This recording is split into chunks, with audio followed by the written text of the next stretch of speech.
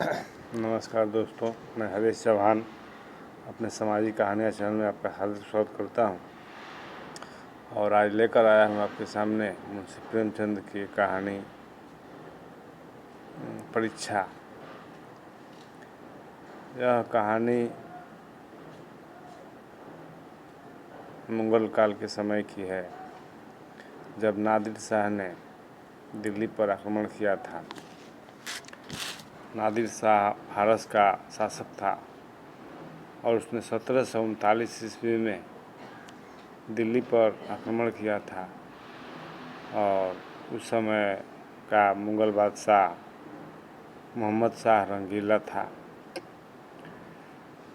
और उसने नादिर शाह ने उस समय दिल्ली में बहुत जुर्म किया, बहुत कत्लेआम किया। और नायाब हीरा, कोहिनूर हीरा और शाहजहां ने जो तख्ते ताउस बनवाया था, जिसे मयूर सिंहासन कहते हैं, वह भी अपने साथ लेकर ईरान चला गया। उसे ईरान का नेपोलियन और छोटा सिकंदर भी इतिहासकारों ने कहा है।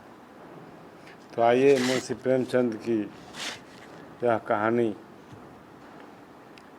परीक्षा देखते हैं। नादिर शाह की सेना ने दिल्ली में कत्लेआम कर रखा है। गलियों में खून की नदियां बह रही हैं। चारों तरफ हाहाकार मचा हुआ है। बाजार बंद है। दिल्ली के लोग घरों के दरवाजे बंद किए जान की खैर मना रहे हैं। किसी की जान सलामत नहीं है। कहीं घरों में आग लगी हुई है, कहीं बाजार लूट रहा है। कोई किसी की फरियाद नहीं सुनता। रईसों की बेगमें महलों से निकाली जा रही हैं और उनकी बेहुरमती की जाती है। ईरानी सिपाहियों की रक्त पिपासा किसी तरह नहीं बुझती।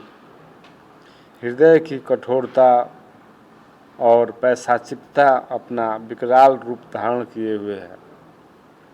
इसी समय नादिर शाह ने बादशाही महल में प्रवेश किया, जो उन दिनों भोग विलास की केंद्र बनी हुई थी। सजावट और तकल्लुफ़ के सामानों से रईसों के भवन भरे रहते थे। स्त्रियों को बनाव श्रृंगार के सिवा कोई काम न था। पुरुषों को सुख भोग के सिवा और कोई चिंता न थी। राजनीति का स्थान शेर शायरी ने ले लिया था। समस्त प्रांतों से धन खींच कर दिल्ली आता था और पानी की तरह बहाया जाता था। वेश्याओं की चांदी थी।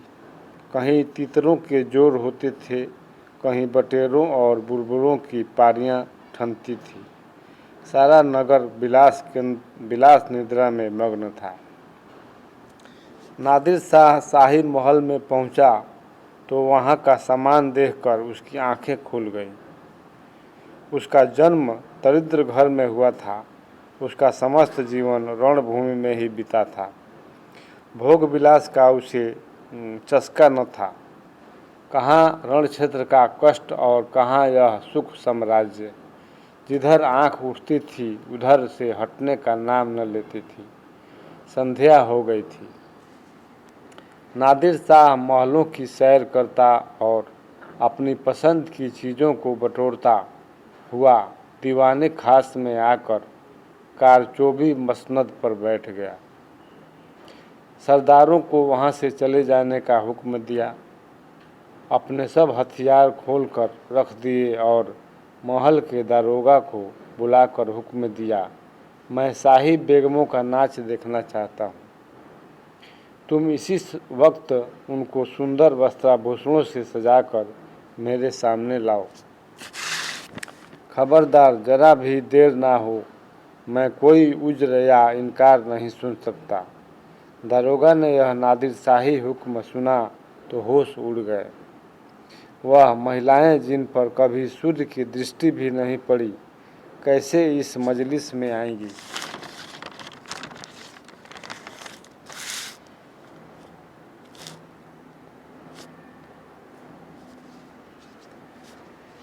नाचने की तो कहना ही क्या, शाही बेगमों का इतना अपमान कभी ना हुआ था। हाँ, नर पिशाच, दिल्ली को खून से रंग कर भी तेरा चित्त शांत नहीं हुआ। मगर नादिर शाह के सम्मुख एक शब्द भी जबान से निकालना अग्नि के मुख में कूदना था। सिर झुकाकर आदाब बजा लाया और रनिवास में आकर सब बेगमों को नादिर शाही का हुक्म सुना दिया। इसके साथ यह इतला भी दे दी कि जरा भी तामुल ना हो, नादिर शाह कोई उज्र या हिला ना सुनेगा। शाही खानदान पर इतनी बड़ी विपत्ति कभी नहीं पड़ी थी, पर विजयी बादशाह की आज्ञा को सिरोधार्य करने के सिवा प्राण रक्षा का कोई अन्य उपाय न था। बेगमों ने यह आज्ञा सुनी तो हतबुद्धि सी हो गई। सारे रनिवास में मातम सा छा गया। वह चहल पहल गायब हो गई। सैकड़ों हृदयों से इस अत्याचारी के प्रति एक साप निकल गया। किसी ने आकाश की ओर सहायता याचक लोचनों से देखा, किसी ने खुदा और रसूल का सुमिरन किया, पर ऐसी एक महिला भी न थी जिसकी निगाह कटार या तलवार की तरफ गई हो। यद्यपि इनमें कितनी ही बेगमों के रक्त में राजपूतानियों का रक्त प्रवाहित हो रहा था, पर इंद्रिय लिप्सा ने जौहर की पुरानी आग ठंडी कर दी थी। सुख भोग की लालसा आत्मसम्मान का सर्वनाश कर देती है। आपस में सलाह करके मर्यादा की रक्षा का कोई उपाय सोचने की मोहलत न थी। एक एक पल भाग्य का निर्णय कर रहा था। विवश होकर सभी ललनाओं ने उस पापी के सम्मुख जाने का निश्चय किया। आंखों से आंसू जारी थे, दिलों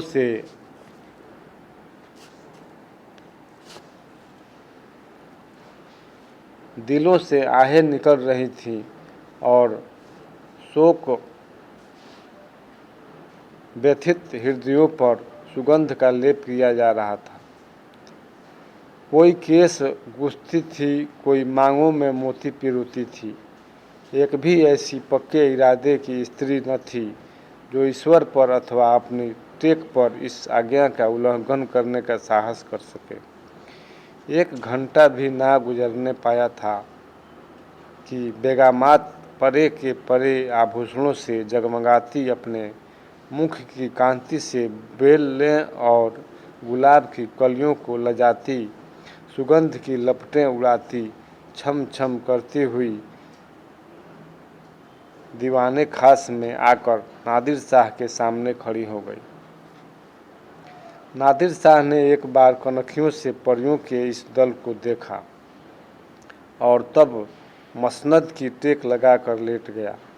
अपनी तलवार और कटार सामने रख दी। एक क्षण में उसकी आंखें झपकने लगी। उसने एक अंगड़ाई ली और करवट बदल ली। जरा देर में उसके खर्राटों की आवाज़ सुनाई देने लगी। लग रहा था कि वह गहरी नींद में मग्न हो गया है। आधे घंटे तक वह पड़ा सोता रहा और बेगमें ज्यों की त्यों सिर नीचा किए दीवार के चित्रों की भांति खड़ी रहीं। उनमें दो एक महिलाएं जो ढीठ थीं, घूंघट की आड़ से नादिर शाह को देख रही थी और आपस में दबी जबान में कानाफूसी कर रही थी।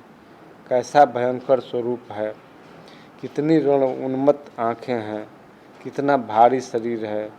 आदमी काहे को है, देव है। सहसा नादिर शाह की आंखें खुल गईं। परियों का दल पूर्ववत खड़ा था। उसे जागते देखकर बेगमों ने सिर नीचे कर लिए और अंग समेटकर भेड़ों की भांति एक दूसरे से मिल गईं।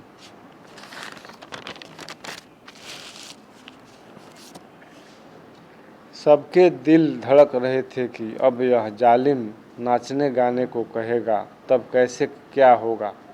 खुदा इस जालिम से समझे, मगर नाचा तो न जाएगा, चाहे जान ही क्यों न जाए। इससे ज़्यादा जिल्लत अब ना सही जाएगी। सहसा नादिर शाह कठोर शब्दों में बोला, ऐ खुदा की वो बंदियों, मैंने तुम्हारा इम्तहान लेने के लिए बुलाया था और अफसोस के साथ कहना पड़ता है कि तुम्हारी निःशब्द हमारा जो गुमान था वह हर्फ ब हर्फ सच निकला। जब किसी कौम की औरतों में गैरत नहीं रहती तो वह कौम मुर्दा हो जाती है। देखना चाहता था कि तुम लोगों में कुछ गैरत बाकी है या नहीं, इसलिए मैंने तुम्हें यहाँ बुलाया था। मैं तुम्हारी बेहुरमती नहीं करना चाहता था। मैं इतना ऐश का बंदा नहीं हूँ, वरना आज भेड़ों के गले चराता होता। ना इतना हवस फरोश हूँ, वरना फारस में सरोद और सितार के ताने सुनता होता। इसका मज़ा मैं हिंदुस्तानी गाने से कहीं ज़्यादा उठा सकता हूँ। मुझे सिर्फ तुम्हारा इम्तहान लेना था। मुझे यह देखकर सच्चा मलाल हो रहा है कि तुम में गैरत का जौहर बाकी ना रहा। क्या यह मुमकिन न था कि तुम मेरे हुक्म को पैरों तले कुचल देती? जब तुम यहाँ आ गई तो मैंने तुम्हें एक और मौका दिया। मैंने नींद का बहाना किया। क्या यह मुमकिन न था कि तुम में से कोई खुदा की बंदी इस कतार को उठाकर मेरे जिगर में चुभा देती? मैं कलाम पाक की कसम खाकर कहता हूँ कि तुम में से किसी को कटार पर हाथ रखते देखकर मुझे बेहद खुशी होती। मैं उन नाजुक हाथों के सामने गर्दन झुका देता, पर अफसोस है कि आज तैमूरी खानदान की एक बेटी भी यहाँ ऐसी ना निकली जो अपनी हुर्मत बिगाड़ने वाले पर हाथ उठाती। अब यह सल्तनत जिंदा नहीं रह सकती। इसकी हस्ती के दिन गिने हुए हैं। इसका निशान बहुत जल्द दुनिया से मिट जाएगा। तुम लोग जाओ और हो सके तो अब भी सल्तनत को बचाओ, वरना इसी तरह हवस की गुलामी करते हुए दुनिया से रुखसत हो जाओ। नमस्कार दोस्तों, मोहम्मद शाह रंगीला के समय का जो दिल्ली का हाल था बहुत बुरा था। अयाशी सुल्तान मोहम्मद शाह रंगीला बादशाह, हिंदुस्तान का बादशाह अयाशियों में डूबा हुआ था और तभी नादिर शाह ने आक्रमण किया था और उसने देखा कि पूरा दिल्ली अयाशियों में डूबा है। राजनीति की जगह पर शेर व शायरी हो रही है और पूरी हिंदुस्तान से धन खींच करके दिल्ली में आ रहा है, जमा हो रहा है और वहाँ रंगरेलियाँ मनाई जा रही हैं। और उसने लूटा